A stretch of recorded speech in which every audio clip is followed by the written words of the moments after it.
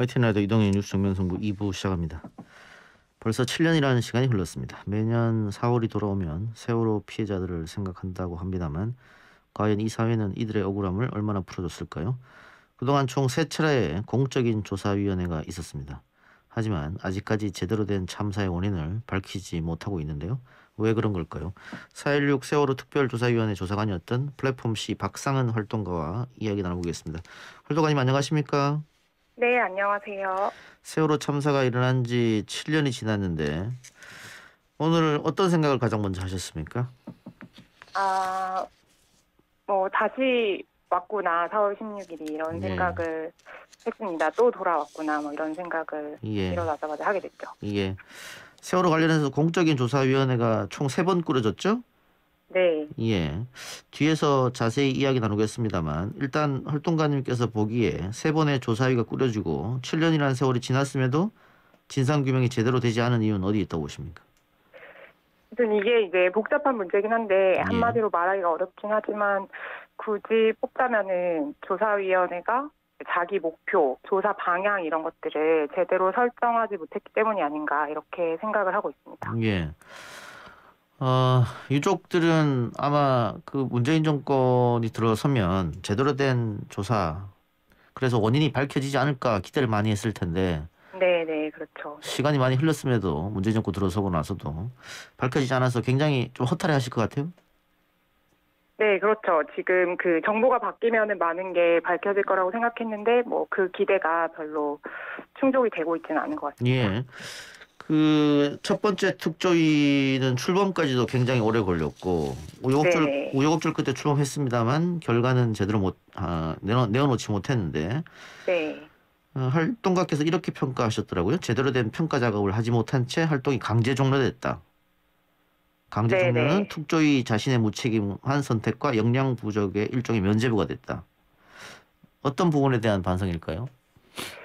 그, 전 크게 두 가지 정도가 있는 것 같은데, 일단 특조위는 전 정부 방해가 이제 실패의 큰 요인이었다는 거는 예, 하긴 해야 될 것 같은데, 예, 근데 이제 그 방해라는 게 출범 당시부터 예, 예상이 됐던 거잖아요. 예, 근데 그러면 그런 상황에서 이런 방해가 있지만 성과를 내려면 그에 맞는 계획을 어떻게 세워야 되냐 이런 거를 제대로 했어야 되는데 이제 조사위원회가 스스로 조사 계획을 세운 게 아니라 신청 사건이라고 해서 피해자분들한테 조사 사항을 신청받아서 계획을 세웠거든요. 예, 그러니까 원래는 조사위원회가 져야 될 책임을 피해자분들께 떠넘긴 셈인 거고, 그러다 보니까 이제 가설이 없이 중구난방 조사를 하게 된 게 음, 이제 하나 있고, 이제 또 하나는 특조위가 처음 이제 출범을 할 때 꼭 개인에 대한 법적 처벌 말고 이제 사회 구조적인 원인 규명을 하고 안전사회로 가야 된다. 예, 이런 요청이 있지 않았습니까? 근데 이제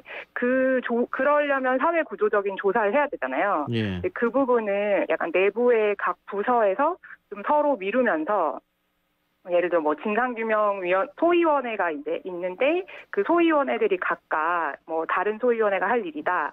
혹은 우리는 조사가 아니라 정책 대안을 마련하면 된다. 이런 방식으로 하면서 그런 조사를 하지 못한 것. 그래서 신청 사건을 받아서 조사한 것과 음, 사회 구조적 원인 조사를 하지 못한 것. 저는 이 두 부분이 제일 평가를 해야 되는 지점이 아닌가 예. 생각합니다. 세월호 특별조사위원회 방금 말씀하신 것처럼 뭐전 정부의 네네. 방해는 예상되었던 거니까요. 네, 근데 그렇죠. 새로운 정부가 나와도 결과는 달라지지 않았다. 문제는 이거 같은데 일단 네. 선체조사위원회가 출범했는데 역시 침몰 원인에 대한 결론을 내지 못했거든요. 네네, 그 그렇죠. 부분은 어떻게 보세요?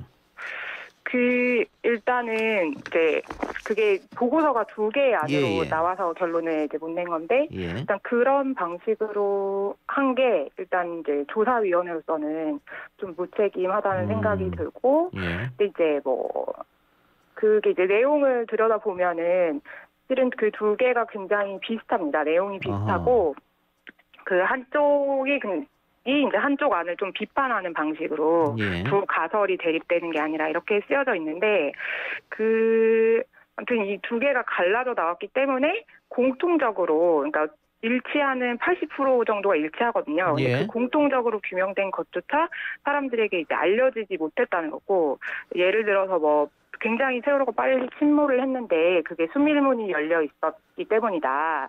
그리고 뭐 증개축을 할 때 그 전 조사보다 훨씬 그 검찰이나 감사원이 조사한 것보다 무게중심이 올라갔다 이런 거는 이제 양쪽에서 다 그 사실로 인정을 한 거거든요. 근데 예. 그런 부분이 전혀 이제 안 알려지고 그러니까 사람들은 계속 조사를 하는데 왜 하나도 더 밝혀진 게 없냐 이런 방식으로 반응을 하시게 되고 뭐 그래서 이제 그러면 왜 계속 조사하냐 이렇게 밝혀지는 것도 없는데 이렇게 되잖아요. 그렇게 되죠. 근데 예. 네, 중간에 이런 중요한 부분들이 배를 인양했기 때문에 밝혀졌다 이런 거를 잘 알렸어야 되는데 두 개 안으로 나오면서 결론이 안 났다 이런 것만 알려지고 제대로 조사된 부분들이 안 알려진 게 제일 큰 문제였던 것 같습니다. 예.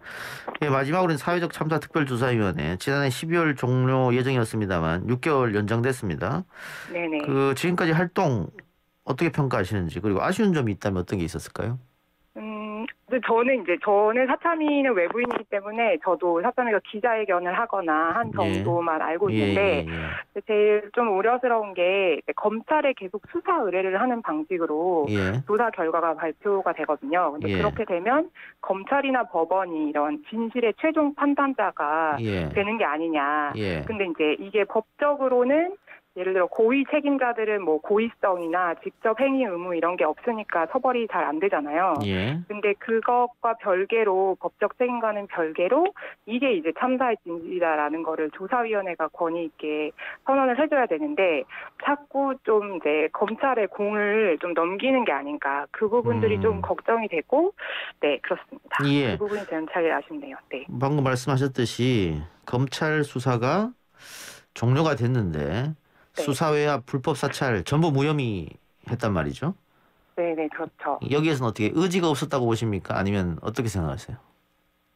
그게 이제 굉장히 또 어려운 게 있는데요. 그 구체적으로 들어가 보면 예를 들어 기무사의 어떤 그 직권 남용은 이미 군 재판소에서 유죄가 났는데 뭐 개인정보의 그런 그 법 조항의 문제 때문에 그렇게 되고 실제로는 뭐 무죄가 나왔다고 볼 수 없는 사안들도 있고요.